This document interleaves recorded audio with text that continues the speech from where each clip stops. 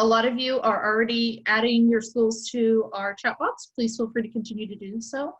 If you are just joining us, welcome. We will go ahead and get started.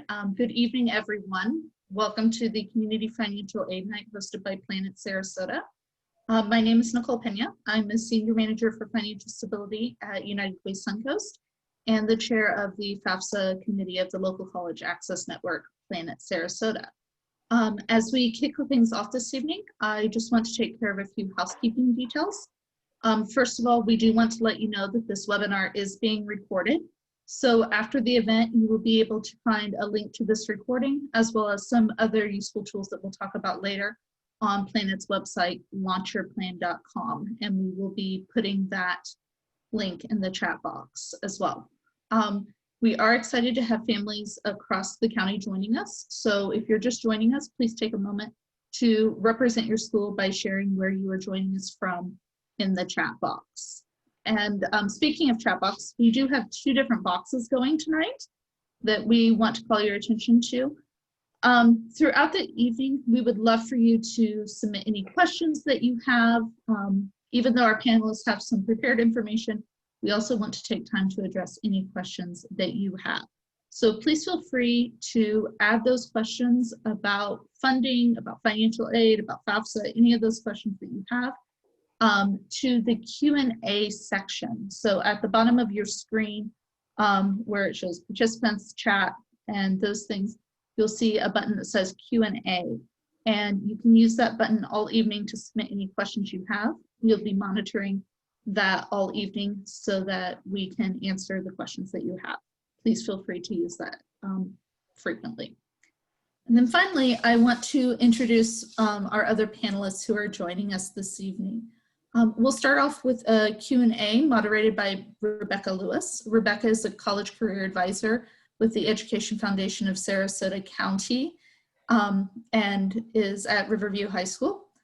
She'll be joined this evening by Gabriela Vega, the Assistant Director of Financial Aid and Student Services from University of South Florida, Sarasota Manatee, as well as Andrea LaChapelle, the Director of Financial Aid at State College of Florida, Sarasota Manatee. We'll then have an opportunity this evening to hear from Molly Swift, the Scholarships and Special Projects Manager at the Selfie Foundation, and she will be sharing some information about local sources of financial aid that are available. And then finally, our Director for Planet Sarasota, Thomas Williams, will share some of the tools and resources available for helping all of you, including online and in-person support. So again, welcome. Thank you all for being here tonight, and I will turn things over to Rebecca. Thank you so much, Nicole. Gabriela, are you able to turn on your video? Only if I have to. We would love to see you. So tonight, what we're going to do is we're going to ask Gabriela a few questions, you know, about financial aid. I'm sure everyone is well aware of October 1st. You've been hearing this buzz about October 1st, and FAFSA opens up on this date, as well as Bright Futures. So Gabriela, maybe we can just start with, what is FAFSA? So FAFSA is actually a national application, okay? This is all over the United States. Anyone that wishes to receive any type of federal or state aid or even institutional aid will need to file the FAFSA application. And that actually stands for Free Application for Federal Student Aid. So it's a free application. Do not ever pay to submit a FAFSA application. There is the actual website actually is it's fafsa.gov. That's G-O-V. So it's a government website where you want to go. You do not want to go to fafsa.com. They will charge you for submitting an application through that website, and you do not want to do that. Okay, great. So can you tell us then a little bit about the process, how it works, and then how it's used once you complete the FAFSA? Absolutely. So the FAFSA application, it's used to determine your eligibility for financial aid. And when I say financial aid, you're actually looking at a lot of different types of financial aid. You're looking at free money as well as student loans, federal Pell Grants, state grants, and institutional grants. And when I talk about institutional grants, I'm talking about the university or college that you're going to be attending. They also have additional grants. They are need-based. They need to have a FAFSA on file. So you want to submit a FAFSA to apply for all of that and only one application. You only need one application, that's the FAFSA, for all that type of financial aid. So you're not submitting different applications for different things. This is just one application. Once you submit a FAFSA to the school that you want to go to, they download your application. They determine well, the federal government determines your eligibility.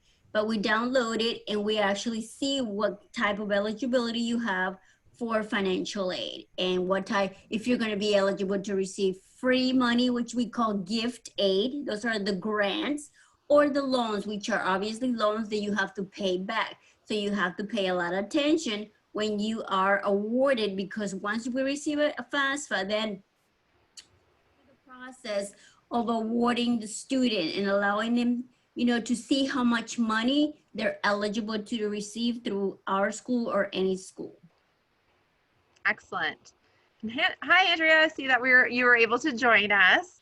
Welcome. Thank you. My apologies. I was totally double booked because it's the season and I was with Unidos Now, and then I looked, I'm like, I gotta go, and I totally dumped it on my associate director. So everyone, I apologize. It's just the nature of a financial aid director. So again, my sincerest apologies, but I am here and I'm ready to help any way I can. No, it's great. So I'm going to put you on the spot now, since we were talking about October 1st. Okay. And, you know, this is the big day where FAFSA opens up, but also Bright Futures. Yes. So can you tell us a little bit about Bright Futures and what it means? Mm-hmm. With Bright Futures, it's one of the state scholarships. There are different levels to Bright Futures that a student could qualify for. It is a separate application. There are different percentages of tuition that can be paid. There is different requirements. So as far as GPA, completing community service hours, and a lot of that the students will help through financial aid nights to get that application in. But a lot of the work is done with the student and the high school guidance counselors directly to the Office of Student Financial Aid for Florida. But any financial aid representative at any of the institution can give specifics, because it is based on a percentage of tuition. So the award could change from one institution to the next based on price. Okay, great. And sometimes there's some confusion. So does the FAFSA have to be completed in order to complete also the Bright Future Scholarship application? No, it does not. Okay. I always tell a student it's a good idea to submit a FAFSA. So what I hear a lot is, well, I'm not going to qualify for anything. That's not necessarily true, because some institutions utilize the FAFSA to screen for institutional aid, any grant money, scholarships, and things like that. So the way I say is, it can't hurt to apply. So just put it in. You always have the option as the student to accept your financial aid package. It could be a combination of grants, scholarships, loans. You have the ability to say, okay, well, you've offered me a loan, but I'm choosing not to borrow it. Okay, and to expand on that a little bit, maybe Gabriella, you can address this. Sometimes parents and students will decide not to complete the FAFSA because they believe they won't qualify for the student aid. Can you tell a little bit of what the importance is of completing the FAFSA? Sure. So what I always tell students is to go ahead and submit a FAFSA, even if they're not sure about submitting one. And the reason for that is because actually submitting a FAFSA provides a few perks. Actually at USF we have, if you submit a FAFSA, you enroll and you take at least half time, you will get what we call a tuition deferment. This actually defers your tuition payment till a later date. So it's not due at the end of the first week of classes. It's going to be due a month after if you have a FAFSA on file. You also apply for scholarships. Some scholarships are actually need-based and merit-based. So you're going to need to have a FAFSA on file to determine the need component of those scholarships. So you want to go ahead and submit a FAFSA. Even let's say that you have some kind of emergency during the semester and you are not intending on using a FAFSA application, sometimes, you know, when you need it, it's going to be there. And if you need even, let's say, a lot of students say, well, I don't want to submit one because all I really qualified are student loans. And that's fine. You know what? You don't have to accept those loans. Yes, the schools are going to award you loans, but you do not have to accept those. So it's best that you submit a FAFSA just to have it on file. Okay, great. Thank you. Andrea, is there anything that you wanted to add to that? Sorry, I muted myself. No, I think Gabriella pretty much covered it all. Wholeheartedly agree with every single thing she said. It just makes your financial aid process or your ability to secure funding, whether it's through federal aid, institutional aid, or some other method, it just makes it that much easier to get it done and out of the way. Okay, thank you. So what about deadlines? Are there deadlines to complete these applications? And why is it important to apply early? Okay, so Gabrielle, I'll start with this one. We have limited institutional funding, so I'm going to look at it from a federal standpoint. So the state of Florida has a priority deadline. The State College of Florida has a priority deadline. And what I mean by priority deadline is if you have your FAFSA in by this particular date, the institutions can pretty much say as long as you finish your financial aid application, by the time that you're getting ready to make your decision, we will have a financial aid award package to you. It also helps with some institutional aid or even federal aid that the Department of Ed gives us. For example, like there's something called a supplemental education opportunity grant, that really is a first come, first serve. Once the institution runs out of that funding, it's done. Florida Student Assistance Grant, some institutions will run it the same way. So you really want to pay attention to deadlines, but if you miss the deadline, it doesn't mean you shouldn't apply. It's just we can't guarantee that we're going to have everything in place by the time your bill is due. So you do want to pay attention to deadlines, but don't use that as a barrier for not applying for aid.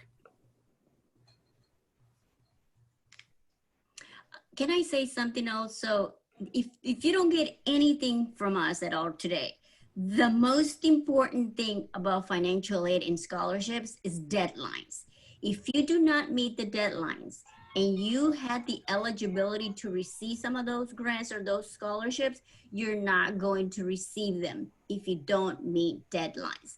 And you can always go to the school that you're going to be going to, go on their financial aid website and look at their priority deadline. They will have that published on their website.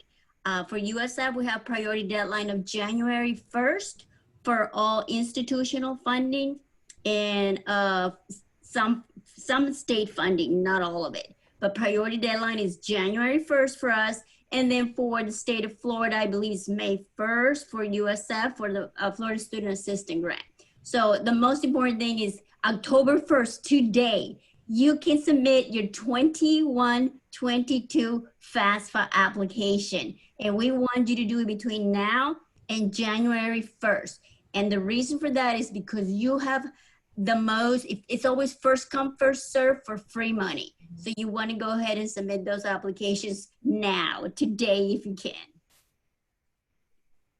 Excellent point. And we have a question here that we want to ask in the chat here. So somebody's asking, so, you know, in 2019, their income was a little bit different than now. So how does that play into completing the FAFSA? So I just hit enter on the response, but great question. And I'm glad you asked it. I figured it was coming at some point. So it's great to get it in writing and also on video. We know this is going to happen. Every single financial aid institution across the country is prepared for this. And it's not a new policy. It's just something that we're going to see a lot of because things are different. So the FAFSA now asks, and this happened, I think, 5 years ago. I could be a little off on my timing, that they go back 2 years. With that being said, we're in a completely different financial situation, pretty much everyone, than we were in 2019. So what the FAFSA requires is that you submit your FAFSA application with what your actual reported income was for 2019. Once that is done and your FAFSA has been completed, you want to reach out to the financial aid office at the institution that you are choosing to attend, or one of the financial aid offices at one of the colleges that you're really interested in, because financial aid administrators have the ability to do what's called either a professional judgment or special circumstance. It depends on what the college calls it, to do a reevaluation of your income. That could be your income, it could be your parents' income, and each school may have slightly different documentation they require, but it would also be based on what actually is your circumstance. Is it because of unemployment? Is it because of furlough? Is it because the positions were cut back from full-time to part-time? So yes, the short answer to the question is yes, there are things in place that we can make adjustments to actuals, to what you're doing now. And the long answer is work with the financial aid office, because it is there. It's just different documentation is needed depending on the circumstance, and every single student is different. So just to go on to what Gabriella had said a little while ago, work with your financial aid office. That's what we're there for. If you take nothing else from what Gabriella already said and I did, we're there to help you. We have the tools, utilize our offices. Great, thank you. Mm-hmm. Going along with that, there's sometimes some question because the students are providing information from their parents' income. So does this mean that their parents are required to help them pay for college? Well, the federal government definition for that is actually they're helping supplement your education expenses. So there is, and that's why the FAFSA is used, because actually the FAFSA determines the expected family contribution. If the parents can contribute something, it's going to be determined by the FAFSA. And that's the amount that the parents are supposed to be expected to contribute, while the government will cover the remainder. So they're supplementing their students' education. Okay, great. And I think along those lines, we had a question here. Oh, you might have already answered it. I think I've lost it here, sorry. Oh, here it is, yes. So how should a FAFSA be completed if the parents are divorced? So also with that, the federal definition of that is that the parent that you live with and provides more than half of your support, of the student's support. That's the parent that you should be using if the parents are separated, divorced. Now, if the parents are remarried, because I have a lot of students who get that confused, where their parents did divorce in the past, but they got remarried. So now they're applying for FAFSA, so they have to use the parent, the biological parent they're with, and the step parent they're living with. So they have to include both of their incomes. Okay, great, thank you. So we've talked about applying for financial aid, how important it is to apply for it, but what if we're really undecided and not sure, you know, where we want to go to college? Should we still wait to complete that FAFSA? Absolutely not. Getting back to the topic of deadlines and things, every single school has different deadlines. So the FAFSA actually allows you right off the bat from the initial application to put 10 school codes on there. You actually have the ability to do up to 25, but you have to put in a request for the additional 15. And there's slightly different verbiage on that page on the FAFSA, and I was actually looking at it today because I fill one out every year just because I'm insane and like to torture myself. It actually states on there that you should not wait. Put the college on there even if you have not applied yet. It sends the information so the institution can prepare a financial aid package, so you are not only just looking at what's the academic aptitude, what are the programs, but is this going to be financially feasible for the family and the individual? So apply early. If you can do it tonight, by all means, please do so. But it's in no way, shape, or form tying you into an institution. And just to further give some more information, because I have been asked this question a lot recently. The 10 schools cannot see who the other 9 schools listed on the FAFSA is, so you don't have to worry about that impacting any admissions decisions, just do your FAFSA, submit it off, and see what your results are. So yeah, don't hold off. And how often do you complete a FAFSA? Once a year, every year that you're going to be in school. And the only thing that would change is if it's March and one of the schools that you listed isn't the school you're going to choose, you just simply re-log into the FAFSA you've already completed and add the school code. It really is that simple. Fantastic, thank you. So are there any other forms of financial aid that's available? Did you say forms? I'm sorry. Forms of like types of financial aid? Mm-hmm. Yeah, there's the federal student aid, which is what the FAFSA primarily screens you for. As Gabrielle and myself did say, that there some institutions will use the FAFSA to help determine any institutional grants. Some institutions also have a separate financial aid application to do to screen for other scholarships that they may have. I'll let Gabriella handle more of that question from a four-year school standpoint, but there are scholarships that are available online. There's private loans. The difference between those and the federal student loans, that those are credit-based. So borrow wisely, know what you're borrowing, what your future repayment would be. And another caution that I tell to students is there are a ton of scholarships out there. And scholarships, the key to that is they're free. So if you're on a page and it's asking you for personally identifiable information beyond your name, and it's asking for a social, date of birth, or even more importantly, it's asking you for a payment to do it, back out. More than likely, it is not a situation you want to get yourself into, and you do not want to provide that information. So yes, there is a ton of funding that's out there. It's just a matter of taking the time to research and apply. Yes, agreed. And we're going to have Molly Swift in just a few minutes talk about scholarships. But one other question with the FAFSA, approximately how long does it take to complete the application? I think the last statistic I read, if you go from the very beginning and do not utilize the IRS data retrieval, I think the number was right around 43 minutes. I think that was the last presentation I sat with from the Department of Ed. If you do the FAFSA, it actually, if you do the IRS data retrieval, it actually cuts it down between 33 and 36%.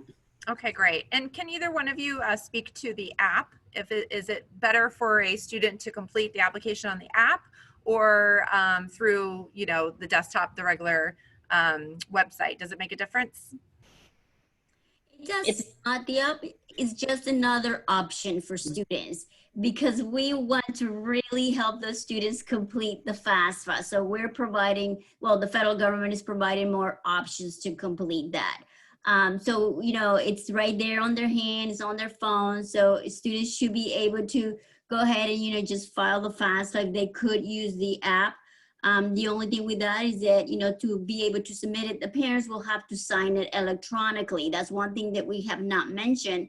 And is that the student and the parent both have to have an FSA ID and a password to be able to sign the FAFSA electronically online. So you can go to fsaid.gov and complete your FSA ID and password. There's two separate ones that you will be doing. The student will be creating their own FSA ID and password, and the parent will be creating their own FSA ID and password. And it's their each personal information. You cannot mix and match information. So that's why they say that the student should be able to complete or create their own FSA ID and password on their own, because they're using their name that matches their social security number, that matches their date of birth, their telephone number, and their personal email address. So you want to make sure that when the student creates their own FSA ID and password, you use your own personal information.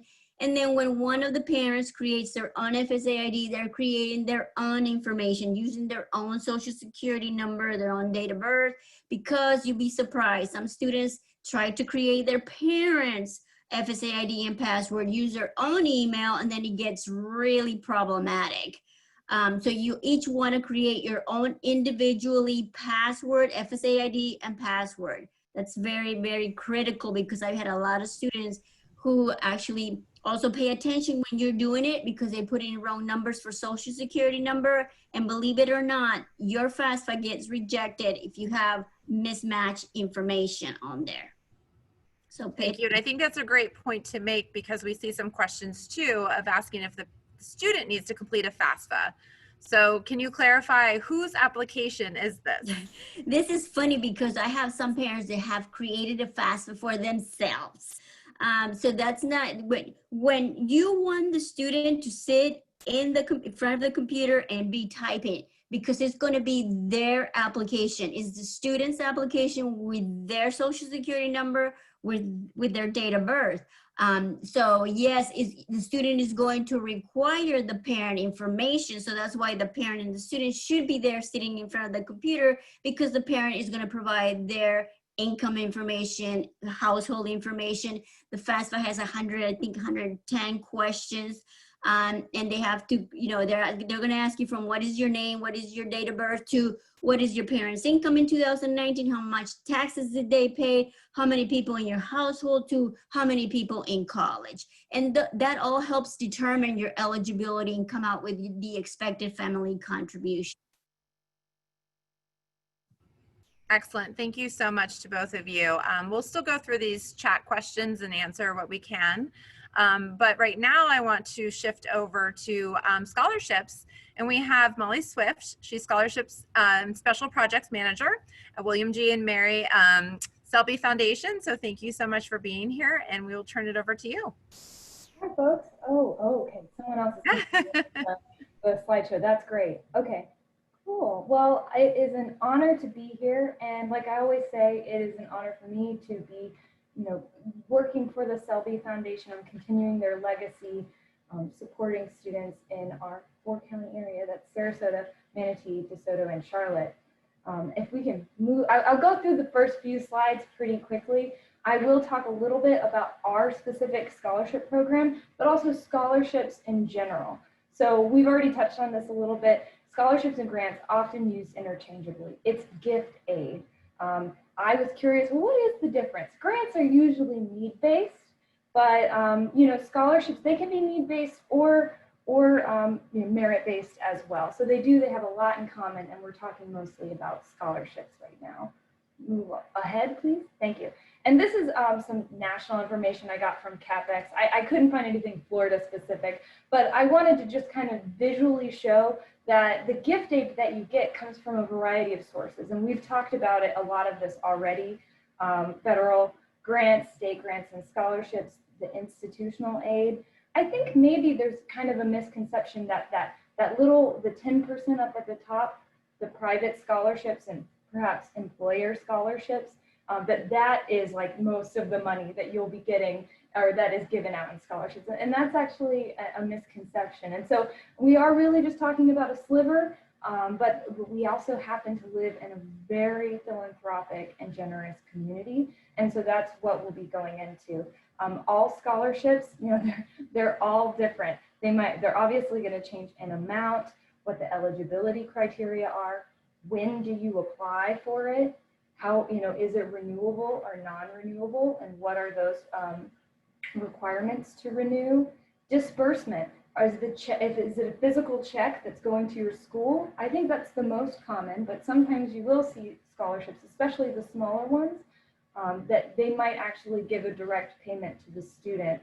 And then what are the expectations of the recipients? Sometimes it's as simple as just writing a check, but sometimes, and in the case of the Selfie Scholar Program, there is a little bit more to it, and you are participating in the program as long as you are in college. So if we can move on, thank you. And so I just wanted to make sure everybody was familiar with these terms that we've touched on.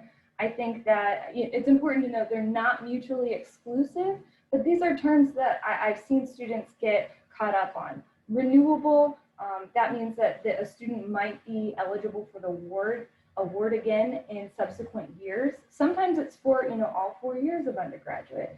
Sometimes it's just for 1 more year. It really depends on the scholarship provider. Need-based, that's when a student's financial situation, economic status, or their ability to pay is a determinant of the award. And this can vary in so many different ways. Merit-based usually is looking at academic achievement or, sorry, I'm like, to the end of the day. Just other challenges that a student has overcome or what they've achieved. And now the last two, these I really only bring up because it's relevant to the Selfie Scholar Program. You may see this, but you may not as well. First dollar awards are often, they're given without regard to other sources of financial aid. You apply to this $5,000 award and you get it. And usually they are often earlier in a scholarship season, if not years ahead of when you would actually be going into college. But a last dollar model of a scholarship program, it really is dependent on your financial situation and how much resources you have in the calculation of the award. So, the Selfie Scholar Program is modeled after a last dollar award. It means that we calculate the award pretty late in the process. And your award, because our program is renewable, it can vary each year. And so there are pros and cons to all of it, but we'll get into it. So we're talking about the Selfie Scholar Program here. And like I said, we live in a community that has a very philanthropic history. Bill and Marie Selby here, they started the Selby Foundation in 1955. And actually about 2/3 of what the foundation does is give grants to nonprofits. So really only about 1/3 of what we do is scholarships. And I think you'll find that if you're applying to lots of foundations in the area, scholarships are a pillar of an overall, mission that that organization has. And so while I'm talking about the Selby Scholar Program, it's one program. It's got very specific criteria. If this doesn't fit you, please don't be discouraged because there are so many different programs in our area. As a side note, my friend Earl, who used to be the scholarships manager at the Community Foundation, he once told me, and I don't know if this is still true, that they had a particular donor that had a scholarship fund that they were administering. And the donor said, I didn't make A's in college. Or in high school, I made all C's. So I want to make sure that my scholarship is available to students that made C's. And so, you never know, especially when it comes to those community foundations that have lots of different scholarship funds. There may be one that fits you, even if you're not a rock star student, or even if you don't, you don't have the best test scores. So we're talking again about the Selby Scholar Program specifically. This is one program where we select 40 students from our 4-county area each year. So it is a pretty selective process.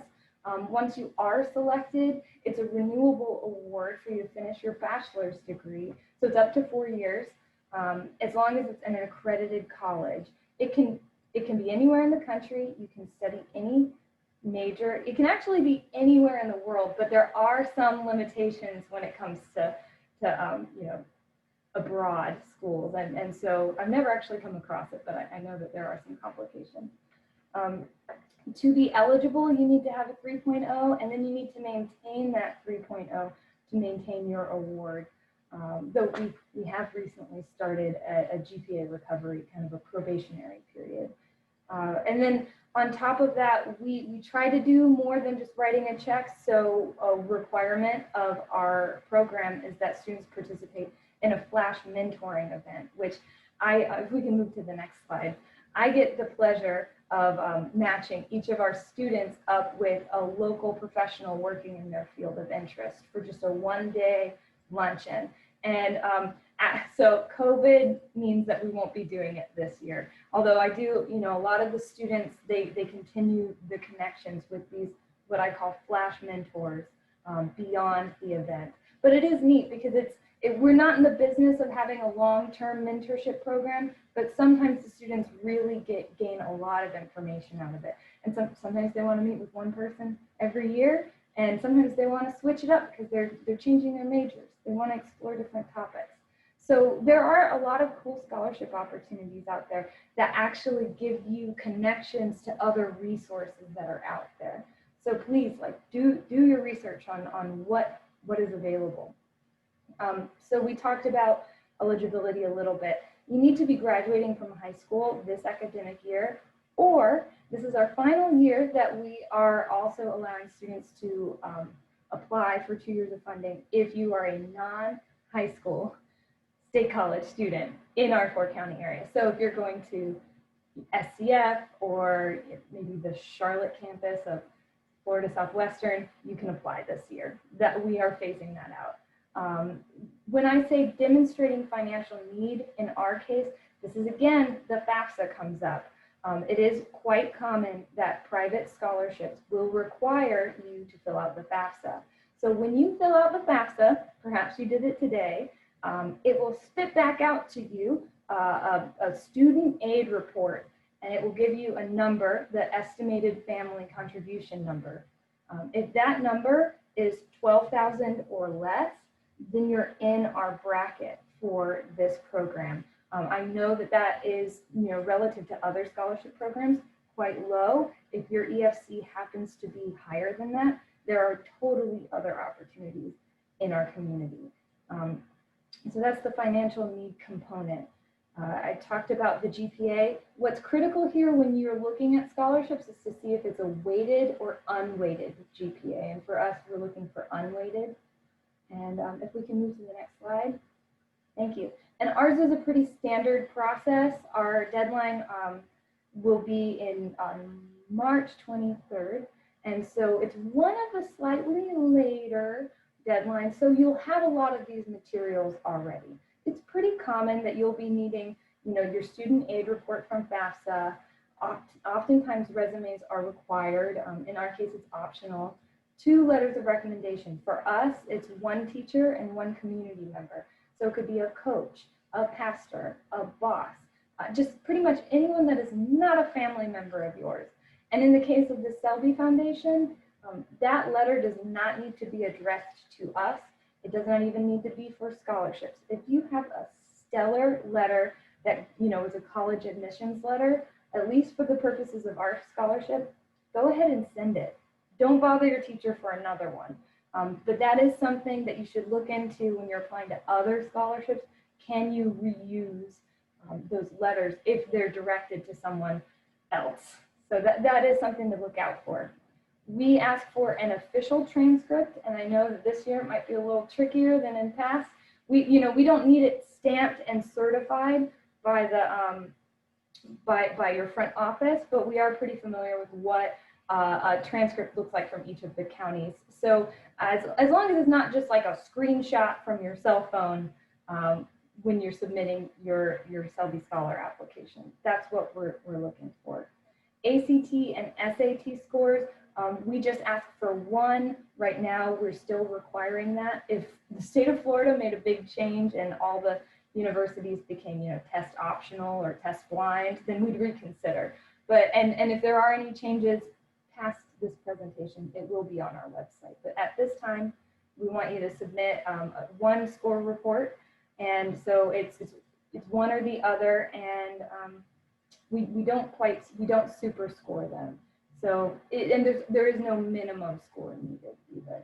And then there will be some essay prompts in the application, very, very standard questions. So it will open on January 1st, and you have almost 3 months to complete it.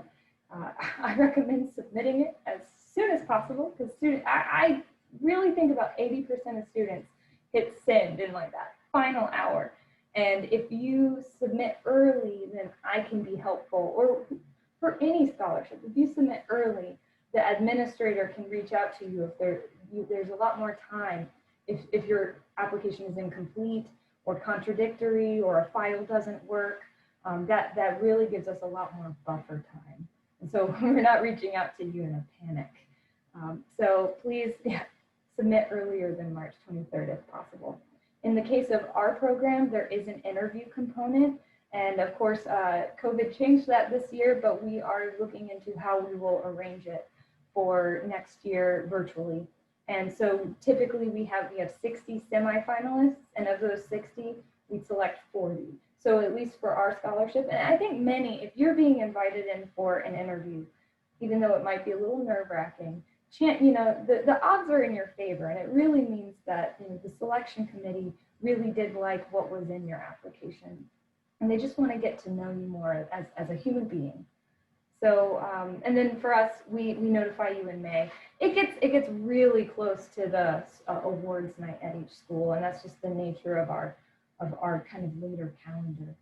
So just in case you're curious, these are the average scores that I saw amongst our applicants last year. You can see it is quite competitive when you look at the national averages. But again, if you're nowhere near these scores, don't let that, really scare you away, because each of our committee members, they look at different things, and for many of them, the score doesn't really matter. For a lot of our committee members, it's really about the stories that you tell in your essay. So we can move on. And when we're talking about essays, my main points are just make sure you're answering what the question is. You might be really smart and you may not have to reinvent the wheel entirely, but we know if you're just copying and pasting something that doesn't even quite answer the questions that we're asking. Please share aspects of yourself, your journey, your story. I'm not saying, exploit your hardships, but if you are comfortable sharing them, I think that does create, a compelling story, and it paints a more holistic picture of your background. If you can, have somebody else check it out for grammar and spelling, and just be as clear and concise as possible. And then other folks may recommend this, but for me, especially when I was in grad school and scholarships were just not nearly as many opportunities, I really needed to figure out what system worked for me. And for me, it was an Excel spreadsheet with all the different deadlines, by month. But there are actually some really great organizational materials that you can get, through your school, college, and career center, or through a youth serving organization like Unitas Now that maybe you're working with. Or even I saw Lindsay Masterson at the Community Foundation. If you go to their website, they've got kind of a calendar template that you can download that will help you break things into smaller steps. I also recommend getting your letters of recommendation way in advance, because I'm sure that in the crunch time, there will be many teachers who will be just cranking them out really fast, and they won't be able to put as much thought into them as if you ask them and give them an adequate amount of time. And to please ask for help along the way, not just of the folks that you're working with at your school and youth serving orgs. Ask the folks that work at the scholarship provider. I'm happy to help if you're having any problems with our application technically, or if you just, you're not quite sure what a question is asking for. I added this to my slideshow because I just thought in general, it's a good habit if you do receive a scholarship to send a thank you. In the modern world, I think an email is sufficient, but just, see what is recommended depending on the situation. And when you do it, whether it's a letter or a card or an email, make sure you spell the organization and or the donor's name correctly. I don't take it personally when someone calls the Selby Foundation the Shelby Foundation, but it definitely tips me off that people aren't paying attention. So if I was a living donor, I think it would matter to me that my name was spelled correctly. Okay, so be a good representative of any scholarship you're receiving. That is, there's often a clause like that you must be in good standing with a scholarship program or even a school when you receive it. And so that, if you're not being communicative or you're not following the rules, you may not be eligible to receive that scholarship if it's a renewable, for example, later on. When I say communicate proactively, it really helps. If you have any last minute changes, you changed schools last minute, you need to tell your scholarship provider, because we may have written the check and sent it already, or perhaps there are requirements like you need to be full-time, and we've written a letter to your school saying, please, only apply this if the student is full-time. Well, if you had to drop below, or if you had to, drop out of school entirely, then we can help you kind of navigate that situation and hopefully be advocates in the financial aid kind of process, or make changes as needed. And okay, so there's this other concept of award displacement, which I don't know if I can get very into at this time because it's a bit, it's when you receive so much scholarships above your cost of attendance that perhaps some need-based grants or other gift aid that you're receiving may disappear. So that is something that if you do notice you're receiving a lot of scholarships and all of a sudden you're seeing that maybe you received like a Florida student grant and it's all of a sudden it's gone, then that's something to, you know, be aware of and talk to financial aid about, but also speak to your scholarship providers. Maybe there are strategies for you to avoid that displacement by deferring the scholarship for a year or applying it to a summer semester, and you can come up with kind of creative solutions. Okay? And so again, Selfie Foundation is just one provider. We have got plenty. Here's just some of the big hitters that I'm aware of. The Community Foundation, Gulf Coast Community Foundation, Jewish Federation. The biggest thing I want to talk about here is the Education Foundation's Launch Your Plan Scholarship Directory. Wow, that's like my favorite website to send people to because it's, you can sort things by date. You can sort them by deadline. That's really helpful when you're making your calendar. So that is a huge resource. I recommend people check into that periodically because it does get updated as the year goes on. So I think I'm on my last slide, which is that I believe in you and that you can do it, and you're welcome to get in touch with me at any point.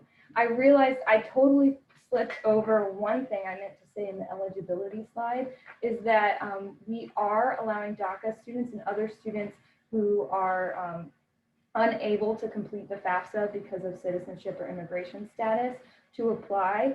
In those cases, students need to get in touch with me directly so we can come up with an alternative financial documentation. And of course, that would be confidential as well. So if that's your case, please take down my email address. All right, that's my thing. I haven't looked at any of the questions or the Q&A. Are there questions? Okay. I see a question from Christian asking if there's a one-year deferral option for the Selfie Foundation. And at this time, no, there is not. It's that you would apply and then you would get into school immediately. When we're talking about the population that we're working with, most of our goal is to get students in and out of college in a timely manner. And I know that this year it's different circumstances. There's another question. Is there a centralized place where you can see all scholarships? So the best thing that I've seen is the Launch Your Plan Scholarship Directory. There are you can just search Google scholarships and you'll find plenty of websites that have national awards. And I recommend check it out. But oftentimes when I was searching for scholarships, I would find myself in scammy places or just kind of down all these rabbit holes that were not really relevant for me. When you're looking at the Launch Your Plan Scholarship Directory, you know that those are, legitimate awards that our students in our community would be eligible for. Molly, there's another one. When applying for local scholarships, how do you handle the income adjustment from 2019? So I guess the question is related to our FAFSA. The EFC requirement for the Selfie Foundation is 12,000 or less. And at this time, we don't plan on changing that. If there are any changes, we'll post that. What do I say? We do want students who are in our program, once they're selected, we do see that vary quite a bit. And like I mentioned before, our award will change based on your level of need. So if a student loses their Pell Grant because their income was supposedly higher in the previous year, then their Selfie award feasibly could be higher.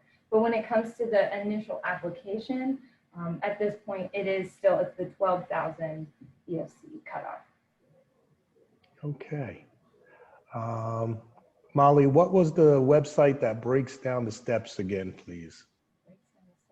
Oh, so I'm sure there are plenty of resources in our community and on the interwebs, but it was the Community Foundation of Sarasota County. If you look up their scholarships, they have, what did they call it?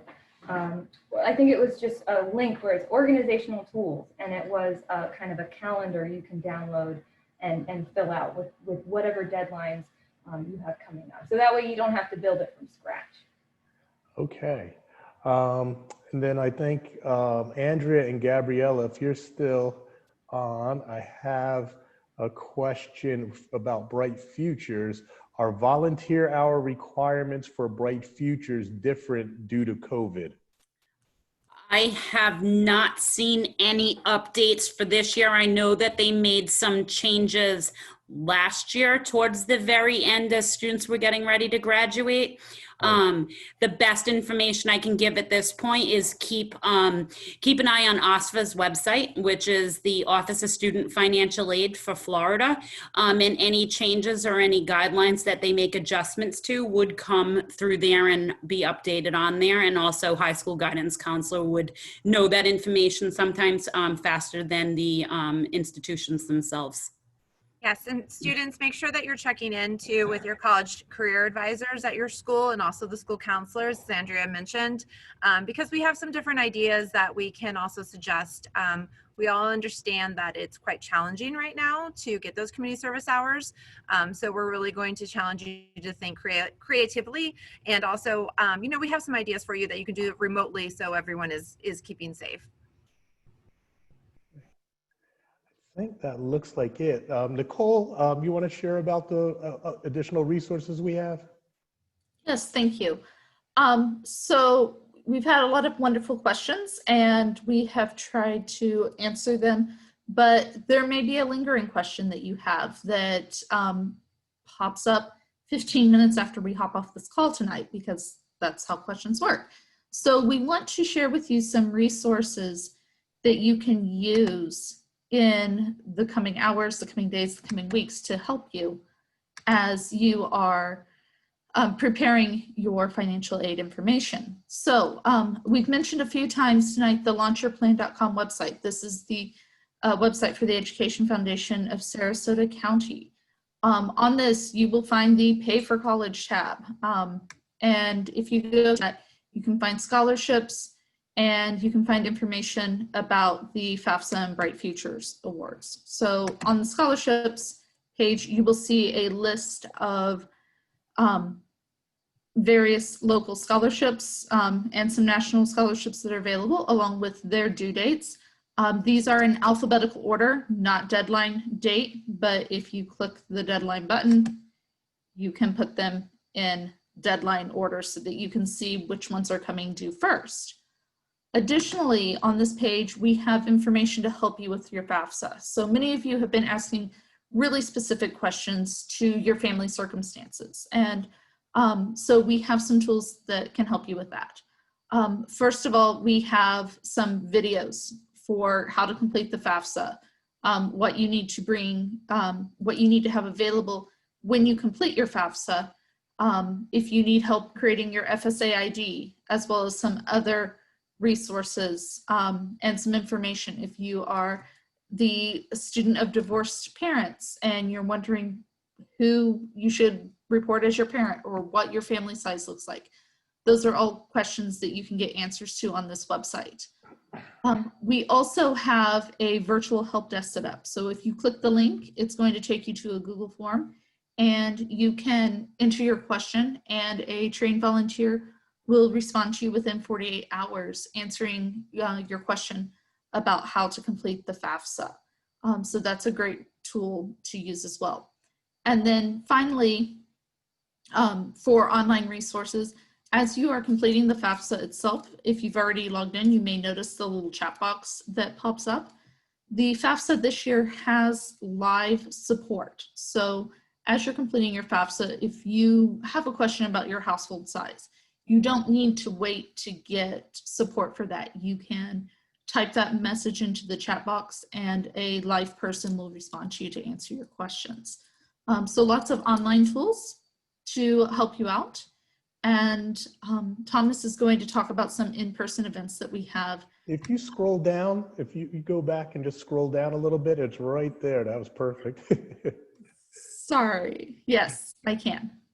Thank you. Well, let me just start by, before anybody leaves, I just want to thank all of you for joining us at our Planet Sarasota community-wide financial aid night. I would like to thank our panelists, Rebecca, who moderated, Andrea and Gabriella, and also Molly on the scholarships. Appreciate all of you. And as we were saying, if you have an issue, first of all, you can go to this Launch Your Plan website. We have some virtual tools, we have some videos, but also if push comes to shove and you really need some help directly, we are gonna have live nights here at the launch pad. Our address is 1413 Boulevard of the Arts in Sarasota. I'm going to send all of you an email thanking you, and we'll have this information. But on these nights, the 7th, the 21st, the 4th, it's basically every first and third Wednesday, we will be here live where we will socially distance, we'll have masks, but we have computers in case you don't have a computer. We have internet access for you in case you don't have internet access. So we're here to help you get through, and we're going to have the State College of Florida team with us. We will also have the New College of Florida team on different nights with us to help you through. If you feel you'd rather do it online, you can get a hold of us on those same nights and schedule an appointment, and we will have the USF team, Gabriella and her team, with you to help you out virtually. So bottom line, we are here to help you and assist you on these different nights to help you get your FAFSA in. We want to get as many in as before January 1st. As we said, the sooner the better. So with that said, I say thank you, good night, and please get your FAFSA in. Thanks, everybody. Good night. Good night.